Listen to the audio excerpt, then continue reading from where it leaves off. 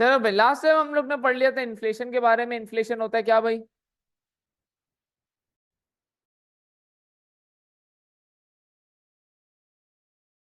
तो इन्फ्लेशन हो गया भाई persistent and sustained increase in the general price level of goods and services in an economy over a period of time. तो inflation का क्या था भाई? वो जो परसिस्टेंट और सस्टेन्ड इंक्रीज था, ठीक है, जनरल प्राइस लेवल में, वो हमने पढ़ा। फिर हमने पढ़ा था कि इन्फ्लेशन को कैलकुलेट कैसे करते हैं, ठीक है। फिर हमने पढ़ा था कि इन्फ्लेशन के साथ साथ डिसइंफ्लेशन और डीफ्लेशन क्या होती है, ठीक है। फिर हमने पढ़ा था कि भाई इन्फ्लेशन के पॉजिटिव और नेगेटिव कॉन्सिक्वेंसेस, ठीक है।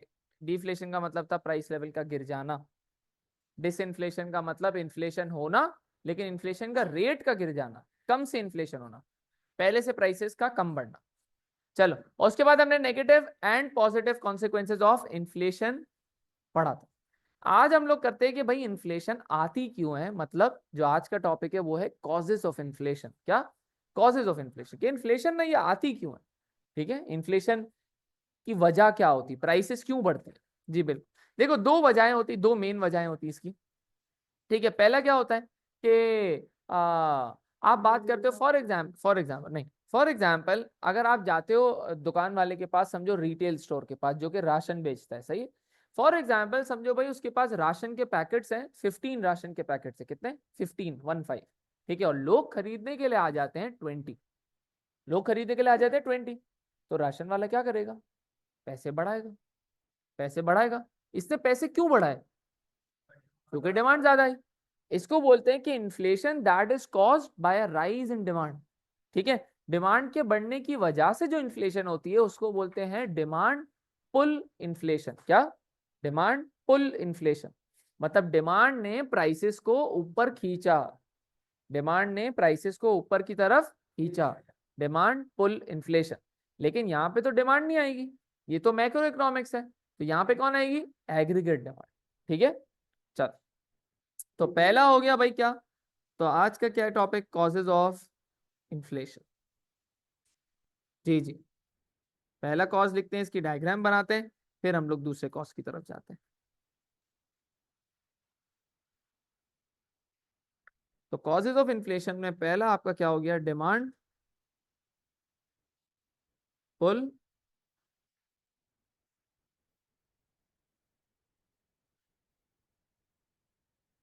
Demand pull inflation.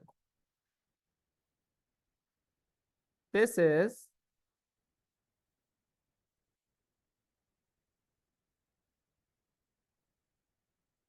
when an economy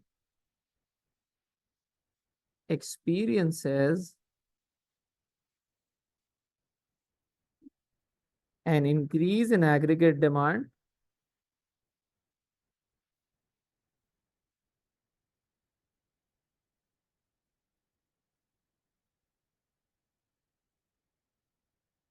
that is not matched by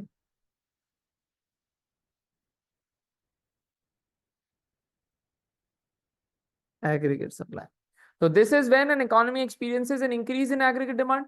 aggregate demand बढ़ रही है लेकिन एग्रीगेट सप्लाई उसको मैच नहीं कर पा रहा। मतलब ये वही वाली एग्जांपल है कि राशन की दुकान में 15 बैग्स पड़े हुए लेकिन खरीदने वाले 20 आ गए, सप्लाई डिमांड को मैच नहीं कर पा रही, जिसकी वजह से प्राइसेस बढ़ेंगे।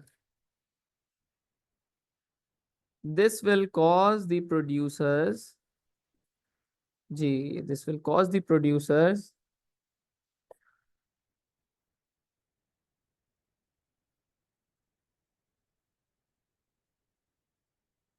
to increase the prices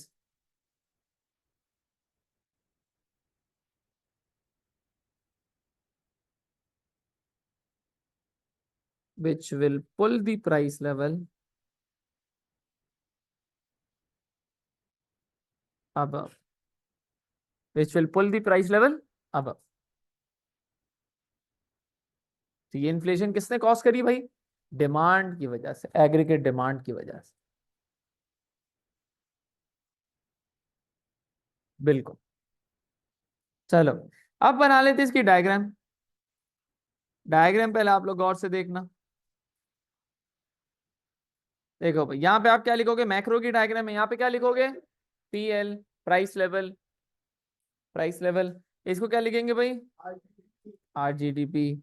यहाँ पे आप बना लोगे क्या, एग्रीगेट डिमांड AD1, ये आपने बना लिया AS1, ठीक है, ये आपने बना लिया एनी नेशनल इक्विलिब्रियम 1, ये आपका हो गया Y1,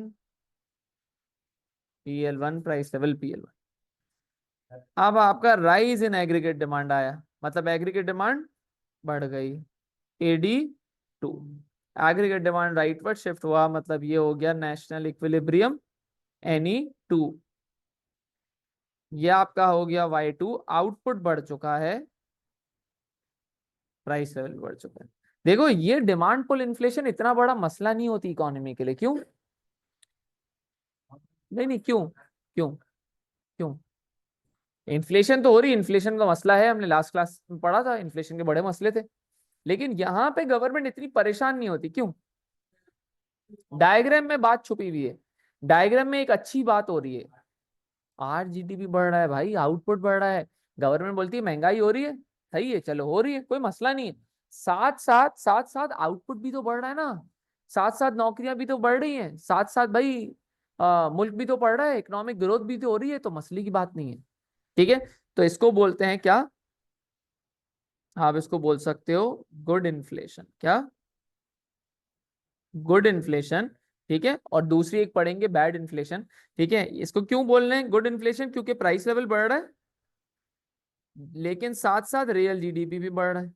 अब जब रियल जीडीपी बढ़ता है तो इसका मतलब अनएम्प्लॉयमेंट क्या होती है, कम, अनएम्प्लॉयमेंट क्या होती है, कम ना, तो फायदा हो गया ना, ठीक है, प्राइस लेवल बढ़ रहा है लेकिन साथ साथ आउटपुट भी बढ़ रहा है, रियल जीडीपी भी बढ़ रहा है, इसको क्या बोलते हैं भाई, गुड इन्फ्लेशन, अच्छी होती है, सही बात समझ में आई,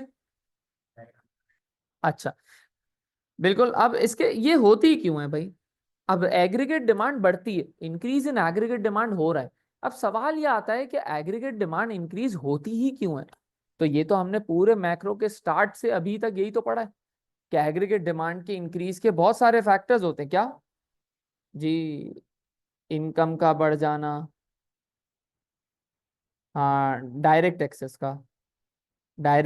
का कम हो जाना, गुड एक्सपेक्टेशंस, और अब good expectations about the economy, interest rate कम होना, और गवर्नमेंट स्पेंडिंग का बढ़ जाना, एक्सपोर्ट्स का बढ़ जाना, इंपोर्ट्स का गिर जाना, इन्वेस्टमेंट का बढ़ जाना, ये सारी चीजें हमने पढ़ी तो थी कि एग्रीगेट डिमांड इसकी वजह से बढ़ता है। तो जब भी इनकम बढ़ेगी, डायरेक्ट टैक्सेस गिरेंगे, गुड एक्सपेक्टेशन होगी, इंटरेस्ट रेट गिरेगा, गवर्नमेंट स्पेंडिंग बढ़ेगी, एक्सपोर्ट बढ़ेगी, इंपोर्ट गिरेगी, इन्वेस्टमेंट बढ़ेगी, ये सब कहाँ लेके जाएंगे, एडी को बढ़ाएंगे, and it will cause demand pull inflation. बच्चे बड़ा मसला करते थे क्योंकि दूसरा नाम जो हम पढ़ेंगे वो है कॉस्ट पुश इन्फ्लेशन, तो बच्चे क्या करते हैं, कॉस्ट पुश की जगह लिख देते हैं कॉस्ट पुल, डिमांड पुल की जगह डिमांड पुश, ऐसे नहीं करते। डिमांड पुल इन्फ्लेशन का मतलब है कि डिमांड की वजह से या डिमांड प्राइसेस को ऊपर खींच रही है, डिमांड प्राइसेस को ऊपर खींच रही है, तो डिमांड पुल इन्फ्लेशन, ठीक है।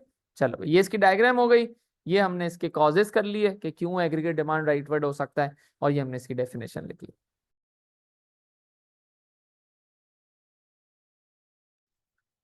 अब आ जाते हैं भाई कॉस्ट पुश इन्फ्लेशन, दूसरी type of inflation, cost push inflation, जो आजकल पाकिस्तान में हो रही, ठीक है। हमारे यहाँ ये डिमांड पुल इन्फ्लेशन तो अच्छी होती है ना, एग्रीगेट डिमांड बढ़ेगी, मुल्क तरक्की कर रहा है, रियल जीडीपी बढ़ रहा है, ठीक है, ये तो कहीं और इन्फ्लेशन हो रही है। हमारे मुल्क में जो इन्फ्लेशन हो रही है ना, वो हो रही है कॉस्ट पुश इन्फ्लेशन, क्या, कॉस्ट पुश इन्फ्लेशन। आप अभी किसी दुकान वाले के पास जाओ, ठीक है, किसी को बोलोगे भाई ये क्या हो गया भाई, इतनी प्राइसेस क्यों बढ़ा दी है, फॉर एग्जाम्पल आप किसी कपड़े वाले के पास जाते हो, उसको बोलते हो यार ये भाई प्राइसेस इतनी महंगी क्यों हो गई है, वो बोलेगा भाई पीछे से माल महंगा आ रहा है, ठीक है, वो बोलेगा सर बिजली के बिल बहुत महंगे हो गए, सर वो फ्यूल बहुत महंगा हो गया, तो इसका मतलब वो प्राइसेस बढ़ाने के क्या रीजन दे रहा है, कॉस्ट बढ़ गई, इसका मतलब उसने प्राइसेस बढ़ाई डिमांड की वजह से नहीं, इसने प्राइसेस बढ़ाई है कॉस्ट की वजह से, इसको बोलते हैं कॉस्ट पुश इन्फ्लेशन, कॉस्ट ने प्राइसेस को ऊपर धक्का दिया, पुल नहीं, कॉस्ट पुल, कॉस्ट पुश कर रही है ना, कॉस्ट बढ़ी तो प्राइसेस ऊपर जा रही, डिमांड क्या कर रही थी, पुल कर रही थी, डिमांड क्या कर रही थी, पुल कर रही थी। डिमांड आई, प्राइसेस ऊपर खींच ली डिमांड। कॉस्ट क्या कर रही, कॉस्ट तो बेस लाइन पे होती है ना, कॉस्ट आती है फिर प्राइस सेट होती है, तो कॉस्ट बढ़ी तो उसने प्राइसेस को भी पुश अप कर दिया, तो इसको बोलते हैं कॉस्ट पुश इन्फ्लेशन। जो पाकिस्तान में हो रही है वो आजकल कॉस्ट पुश इन्फ्लेशन हो रही है, वो अच्छी नहीं होती। क्यों अच्छी नहीं होती, अभी डायग्राम बनाऊंगा तो आप लोग को समझ में आ जाएगा, ठीक है। लेकिन कॉस्ट पुश इन्फ्लेशन की कॉजेस क्या होते हैं भाई, आप क्या, हमारे पाकिस्तान में क्या हो रहा है, इलेक्ट्रिसिटी कॉस्ट बढ़ गई है, एक्सट्रीमली बढ़ गई, ठीक है। उसके बाद आपने फ्यूल एक्सपेंसेस बढ़ा दी, उसके बाद जब ये सारी इन्फ्लेशन हुई तो जो लेबर था उसने भी ज्यादा पैसे मांगना स्टार्ट कर दिए, ठीक है, तो वेजेस भी बढ़ गई हमारे यहाँ, ठीक है, प्लस हमारे यहाँ रेंट बढ़ गए, सही है, हमारे यहाँ रॉ मटेरियल महंगा हो गया, तो ये सब कॉस्ट ही तो है, ठीक है। तो कॉस्ट के बढ़ने की वजह से जो इन्फ्लेशन होती है उसको क्या बोलते हैं भाई, कॉस्ट पुश इन्फ्लेशन। अब ये खराब क्यों होती है वो डायग्राम बना के देखते हैं। चलो पहले इसकी डेफिनेशन लिख लें।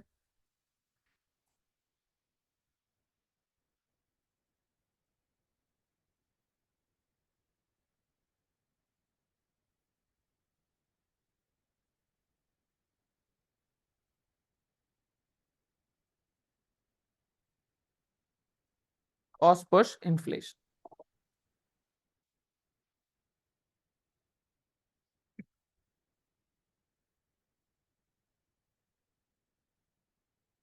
This is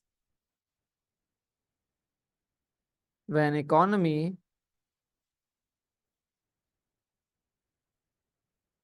experiences an increase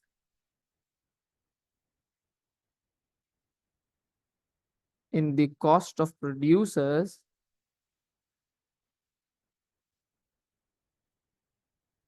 which force them to pass the burden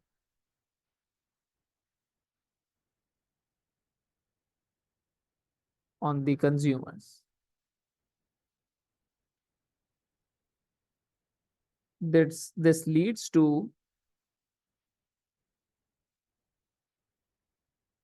an increase in the general price level.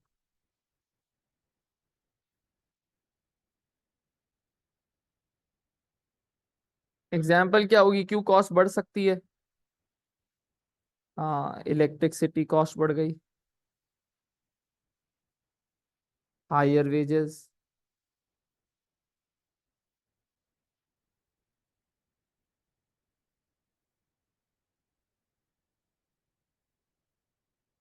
Expensive raw materials. तो इलेक्ट्रिसिटी कॉस्ट बढ़ गई, हायर वेजेस हो गई, एक्सपेंसिव रॉ मटेरियल्स हो गए, ठीक है, और रेंट हो गया, ये सारी चीजें हो सकती है, ठीक है। अब आ जाते हैं इसकी डायग्राम पे।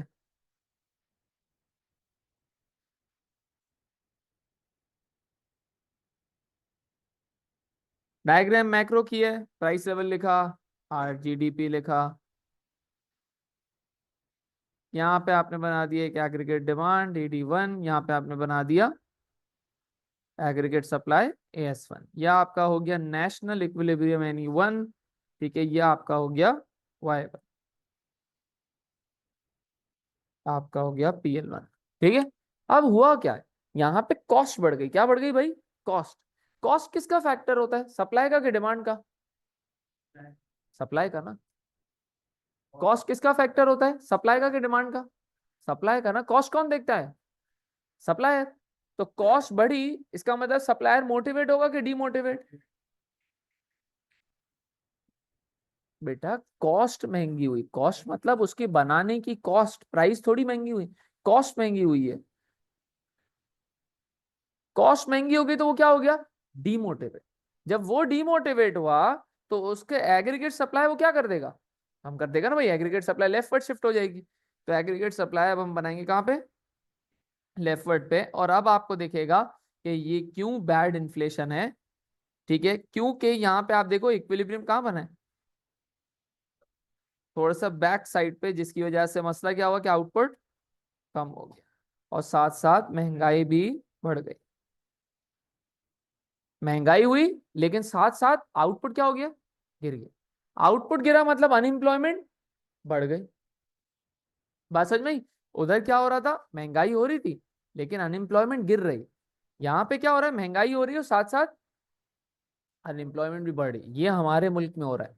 इसीलिए हमारे मुल्क में जो इन्फ्लेशन हो रही है वो बैड इन्फ्लेशन, खतरनाक इन्फ्लेशन हो रही है। ठीक है, क्योंकि इन्फ्लेशन भी हो रही है और आउटपुट भी गिरे जा रहे हैं। चल, तो यहाँ पे प्राइस लेवल बढ़ रहा है, लेकिन साथ साथ रियल जीडीपी गिर रहा है, जिसकी वजह से अनएम्प्लॉयमेंट बढ़ रही है। ये मसले वाली है। ठीक है, इसको बोलेंगे बैड इन्फ्लेशन। और ये क्या थी भाई? अच्छी थी।